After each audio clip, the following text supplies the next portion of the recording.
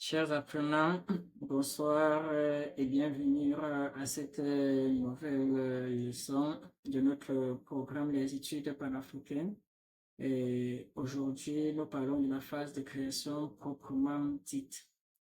Et nous sommes dans le programme des études panafricaines. C'est un programme éducatif alternatif ayant pour but de pallier aux lacunes des systèmes éducatifs africains, qui sont encore des systèmes éducatifs coloniaux tournés vers l'extérieur. Ces systèmes éducatifs ne permettent pas de résoudre les problèmes de l'Afrique. C'est pourquoi, malgré des professeurs, malgré des docteurs, malgré des ingénieurs que ces systèmes forment, l'Afrique reste sous-développée. L'Afrique ne parvient pas à émerger. Il fallait mettre sur pied un nouveau système éducatif. Avant de commencer la leçon proprement dite, nous faisons d'autres formations. Nous formons en développement personnel, journalisme, économie politique, la pensée philosophique, l'entrepreneuriat, et nous accompagnons également dans les tests de langue internationaux comme l'ETF, le TCEF, le DALF et autres. Sans plus tarder, nous revenons à la leçon d'aujourd'hui qui est la phase de la création proprement dite, et c'est la discipline, la religion. Nous allons commencer par l'introduction. Nos ancêtres, les Égyptiens, se sont plus intéressés au mode de production. Donc, ils ont étudié comment s'est passé l'unique à la diversité, comment Atom a fait pour devenir, a fait pour quitter d'un être seul à un être multiple. Et on va voir la création, on va voir qu'il a créé à base de ces éléments matériels et à base des éléments immatériels. Et nous rappelons que Atom a tiré tous les éléments de création en lui, parce qu'il était seul, il n'y avait rien. Donc tout ce qui devait servir à la création, il devait tirer ça en lui-même. Donc il a utilisé les éléments matériels, c'est-à-dire les éléments de son propre corps, et les éléments immatériels, toujours relevant de lui-même, pour pouvoir créer. Donc, il n'a pas créé directement toutes les créatures. Il y a eu des créatures qui ont été créées par ses fils créateurs. Donc, il n'a pas créé lui-même toute la création. Donc, nous allons à la création en première partie, la création par les éléments matériels. Les éléments matériels sont les éléments qui viennent de lui, mais qu'on peut toucher, qui sont visibles, palpables. Et on va commencer par la création par la main et la bouche. Et on va voir la création par la main. Quand on voit la création par la main, ici on voit la masturbation. Nous avons vu que Atom était de sexe masculin. À l'origine, il était de sexe masculin. Mais il ne pouvait pas, en tant qu'homme, il ne pouvait pas procréer. Pour pouvoir procréer, il devait donc avoir un organe féminin.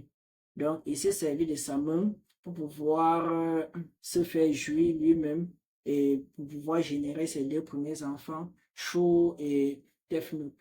Dans les textes des pyramides, on peut dire, je vais citer, c'est Atum, celui qui est venu à l'existence, lui qui se masturba à Héliopolis. Il mit son phallus dans son poing pour se faire jouir et les deux enfants Chou et Tefnut ont été mis au monde. Donc voilà le premier mot de création. Atom a créé par la main, par sa main. Sa main a servi d'organes sexuels féminins. Et dans les textes des pyramides, on peut également lire Ré a fait la totalité lorsqu'il s'accoupla avec son poing. Donc, c'est toujours dans la même logique pour montrer que c'est la masturbation d'Atom qui a permis à Chou et Tefnut de venir au monde, ce qui fonde son caractère androgyne, caractère masculin et féminin. Et après s'être fait jouir, Atom devait conserver ses deux enfants et il devait conserver ses deux enfants quelque part. Et ces deux enfants n'ont pas grandi dans son ventre, ces deux enfants ont grandi dans sa bouche. Donc il les a portés plutôt, la gestation s'est faite dans sa bouche. Et donc, ce qui permet, dans les textes des sarcophages, on peut lire je suis cette tienne sémence dont tu as été enceinte dans ta bouche, que tu as mise au monde avec ton poing en jouissance. Donc, la gestation s'est faite dans la bouche d'Atum. Ce qui nous amène au deuxième mode de création, qui est la création par le crachat. Et on vient de se rendre compte que Atum et Chou et Tefnut, les deux enfants d'Atum, ont été, leur matrice a été la bouche d'Atum. Les deux ont été enceintes en gestation dans la bouche d'Atum. Et une fois que la gestation est arrivée à terme, Atum les a plutôt crachés. C'est pourquoi le crachat est un autre mode de création. Lisons ensemble les textes des pyramides. Qu'est-ce qui est écrit dans les textes des pyramides? J'ai le cite. Je suis ce haine de Chou qu'Atum a engendré avec sa main lorsqu'il se fit jouir et que la chose esquisse tomba de sa bouche. Il m'a craché en tant que Chou et Tefnut. Donc, Chou et Tefnut sont venus à l'existence par le crachat. Et on peut également lire, tu as craché Chou, tu as expectoré Tefnut, tu as tendu tes bras autour d'eux en un geste du cas, afin que ton cas soit en eux. Donc voilà, en quelque sorte, la création par le crachat.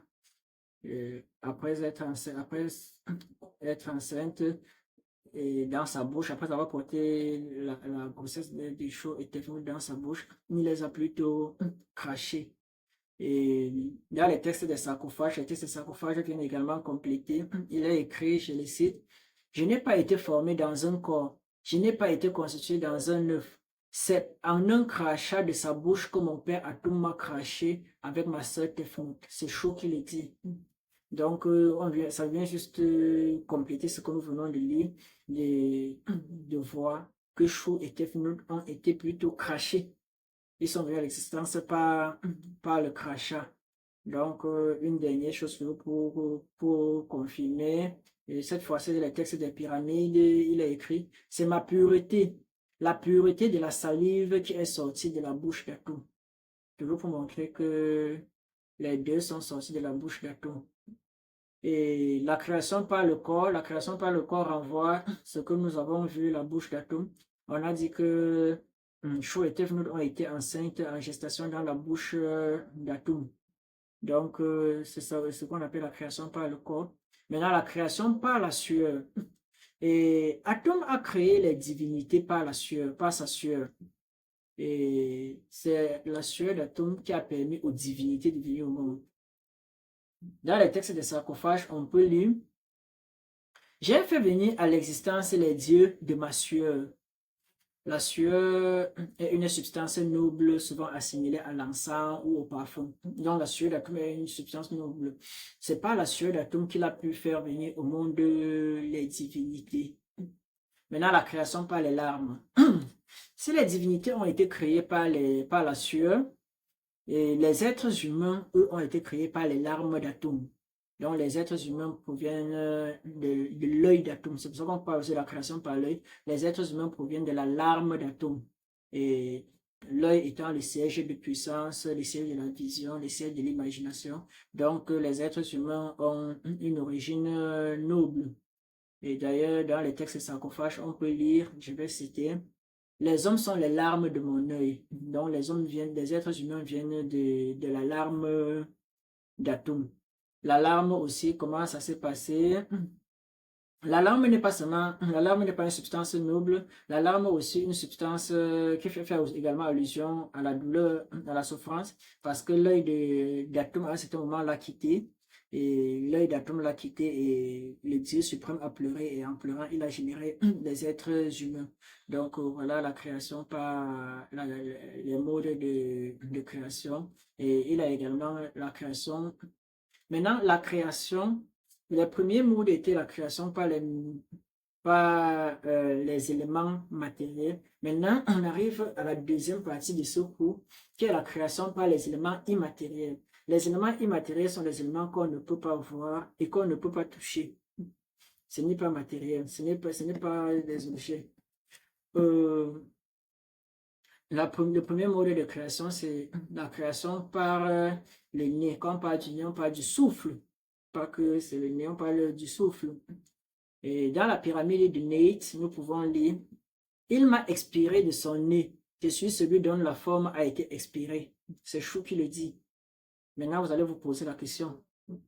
Comment Chou peut être créé par crachat et être créé en même temps par expiration? Et cela ne se contredit pas. C'est le corps de Chou et Tefnut qui ont été crachés. Et une fois que leur corps a été craché, il fallait leur donner l'âme, il fallait leur donner le souffle de vie. Et c'est pas le nez d'Atum que, par son nez, Atum leur a donné ce souffle de vie. Donc, c'est ce qui génère ce qu'on appelle la création par l'expiration, bien la création par le nez. Donc, le corps a été craché et le souffle de vie est venu par le nez.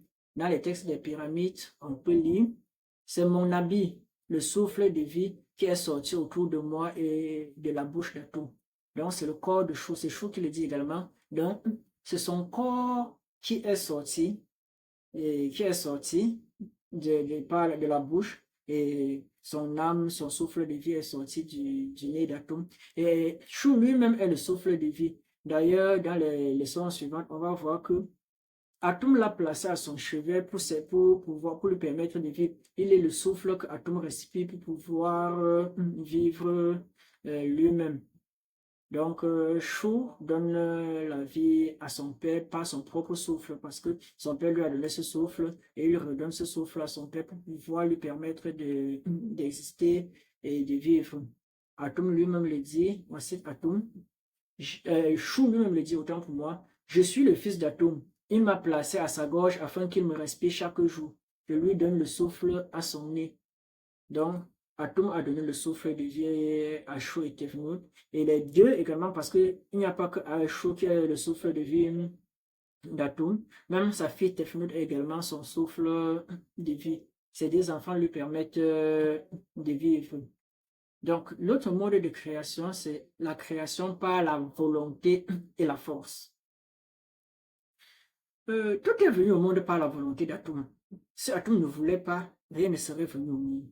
C'est la volonté d'Atum qui provoque la création. S'il ne voulait pas, il n'aurait pas créé. Or, la volonté vient du cœur. Dans l'ancienne Égypte, on estimait que le cœur, la salive, la sueur, les larmes, la salive, la sueur, les larmes, tout ça provient du cœur. Et si tout provenait du cœur, le cœur est le siège de la volonté. Cela veut dire que tout a été créé par la volonté, par la seule volonté d'Atum. Dans les textes des pyramides, on peut lire « Atum m'a créé par sa volonté, il m'a fait par sa puissance ». Donc, la volonté ne suffisait pas. On peut vouloir quelque chose, cela n'arrive pas. D'ailleurs, chaque jour, on veut des choses, mais on ne parvient pas. La volonté seule ne suffit pas. La volonté doit être accompagnée de la puissance. La volonté était donc insuffisante, il fallait la puissance. Je cite encore, « Je suis la vie qu'Atum a fait l'aîné de sa puissance. » Donc, pour que Atum puisse créer, il fallait en même temps la volonté, il fallait également la puissance. Et cette puissance que Atum a utilisée pour créer, Atum a donné cette puissance à sa créature. Donc, la créature d'Atum possède également cette puissance qu'il a servi à créer, l'univers, à créer le monde entier. Et c'est également même par cette volonté et cette puissance que Atum est venu au monde. Sa seule volonté n'aurait pas suffi. Donc, il y a également la création par la parole. Nous savons que évoquer une chose, c'est l'appeler à l'existence. Et quand on évoque quelque chose, on va en quelque sorte appeler à l'existence. Et la parole créatrice, dans la religion atomiste, est symbolisée par la divinité Hu. Hu. H-O. Donc la parole créatrice, on l'appelle Hu. Et pour que Hu puisse exister, Hu doit être accompagné de Sia. La divinité Sia, c'est la perspicacité. Donc, Hu, la parole, et Sia, la perspicacité, forment ce qu'on appelle l'ordre, ou bien la parole chargée d'autorité. La parole seule ne suffit pas. Il faut que cette parole puisse avoir l'autorité. Il ne suffit pas de dire, on peut dire, je veux manger. cela ne suffit pas. Il faut que cette parole, je veux manger, soit accompagnée d'autorité. Donc la parole seule n'aurait pas suffi à la création. Il fallait que la parole who soit accompagnée de la perspicacité sia pour que les deux forment l'ordre ou bien la parole chargée d'autorité, le commandement. Donc Atom a créé à travers la parole et la perspicacité. Who, la parole who et la perspicacité sia. Et Atom a donné la possibilité, la puissance de création à ses enfants. Il n'est pas le seul créateur, on va voir. Il n'a pas tout créé. Il a créé certains éléments et il a laissé la charge de la poursuite de la création à ses enfants, à ses 4 fils créateurs que nous avons étudiés et à sa fille créatrice, la Maat ou Tefnut. Donc, on peut lire, je suis celui qui transmet la parole de celui qui est venu à l'existence de lui-même à sa multitude. Donc, Atum a donné la possibilité aussi à ses enfants de créer à travers la parole. C'est Chou qui prononce ces mots. Donc, Atum a donné à ses enfants également la possibilité de créer, la puissance de créer également par la parole. Donc, Atum n'est pas le seul qui utilise la parole pour créer. Il a laissé à ses enfants la possibilité d'utiliser cette parole. Dans les textes des sarcophages, on peut également lire ce texte un peu long. On parle de choses, c'est Chou qui est en train de parler. Je l'ai conduit, on parle des créatures, il est mis pour les créatures. Je l'ai conduit, je l'ai fait vivre au moyen de cette mienne bouche, la vie qui est dans leur narine. Je conduis mon haleine dans leur gorge. Je constitue leur tête grâce à ce qui est sur ma bouche qu'Atum m'a donné. Donc, c'est toujours pour confirmer que les enfants d'Atum, les fils créateurs d'Atum ont la possibilité de créer à travers la parole. Atum leur a donné la force de créer à travers la parole. D'ailleurs, toute la création a commencé avec la parole. Tout a commencé avec la parole. Au début, c'est le dialogue entre nous et Atum qui déclenche la procédure. Donc, tout a commencé avec la parole. La parole que nous a prononcée à Atum qui l'a fait prendre conscience. Il a fait prendre conscience. Donc, tout a commencé en fait, la création a commencé par la parole. Un autre mode de création, c'est la création par le nom. On sait que nommer quelque chose, c'est l'appeler à l'existence. Atum est un Dieu auto-généré, auto-créé, parce que lui, il a créé son propre nom. Lui-même, il a choisi son nom, Atum-Re, ou vous l'appelez Amon-Ra. Ça dépend, c'est la même personne. Atum a choisi lui-même son nom. Et en choisissant lui-même son nom, il s'est créé lui-même. Et il a donné également à cette possibilité à ses enfants, Chou et Api, de créer par le nom. Donc, il a donné la possibilité de créer par le nom en appelant les gens à venir à l'existence, en utilisant la parole pour pouvoir appeler à venir à l'existence. D'ailleurs, Isis a aussi créé le serpent Mehen par la parole, à travers la parole. Donc, nous arrivons au terme de cette leçon. La leçon était la création proprement dite et on a vu les modes de création. Aujourd'hui, pour conclure, nous rappelons que la création s'est faite de plusieurs manières et Atum, le Dieu créateur, a tiré de lui-même toutes les ressources nécessaires à la création. Et il a tiré de lui-même les éléments matériels et les éléments immatériels pour pouvoir façonner la création. Parmi les éléments matériels, on a la sueur, la bouche, les larmes et autres. Parmi les éléments immatériels, on a l'expiration, la volonté, la parole, la puissance et le nom. Donc voilà, chers apprenants, globalement, cette leçon sur la création proprement dite, qui se situe dans le cadre de la discipline la religion et du module la cosmogonie. Donc voilà, nous rappelons, nous faisons des formations supplémentaires, nous formons en développement personnel et leadership, nous formons en entrepreneuriat, et nous formons à la pensée philosophique, nous formons en journalisme et autres, et nous aidons également ceux qui veulent à préparer les tests internationaux. des langues comme le TCF, le TF, le DALF et autres. Et au plaisir de se retrouver la semaine prochaine. Je vous souhaite une agréable soirée.